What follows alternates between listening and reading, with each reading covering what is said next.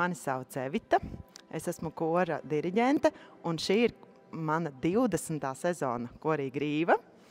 Man ļoti patīk tas, ko es daru. Man ļoti patīk tie cilvēki, kas nāk korī, jo viņi grib dziedāt. Es redzu to viņu deksmi, un ir ļoti viegli strādāt šādā kolektīvā. Es esmu kora Grīva kormeistars, man sauc Aivars. Un principā varētu teikt, ka uz kora nāk pārsvarā tomēr strādāt, dziedāt, bet mums arī patīk izklaidēties. Tātad nesenākais notikums mums bija pirms 10 dienām. Mēs devāmies ar kori mūsu ik-rudens brīnišķīgā ceļojumā, šoreiz uz Kurzemi. Un tas ir tāds, ko nevar aprakstīt. Tur vienkārši nedrīkst nebraukt. Tātad, vistuvākais mums ir Emīla Dārziņa jubilejas koncerts, kurā būsim ne tikai mēs, bet arī citu Ogres novada koru pārstāvi.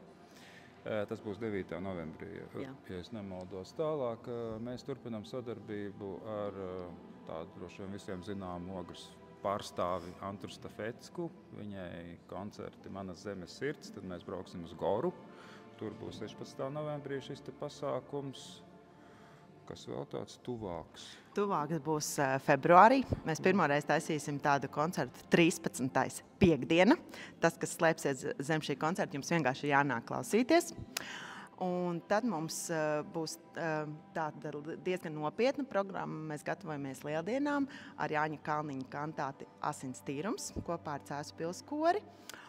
Un, protams, vasarā mēs būsim viens kolektīvs no 12,000 dziedātājiem Meža parka lielajā estrādē, koncertā manai dzimtenei, kur svinēs Raimonda Paula dziedāšanas svētkus. Bet jā, mums īstenībā var pievienoties tikai septembrī, jo mēs esam gana pulka daudz. Tā, ka būtu vēlams, lai varbūt arī ir kaut kādas muzikālas tādas iemaņas, priekšzināšanas, bet, protams, vienmēr ir deficīts pirmie tenori un otrie basi. Jā, un arī baritoni. Jā. Vēl varētu kāds būt, bet, vispār liela... Bet viss jau mēdz mainīties, tā ka pilnīgi iespējams, ka nākamā gadā kaut kāda meiteņu daļa būs nepieciešama kā papildinājums. Jā.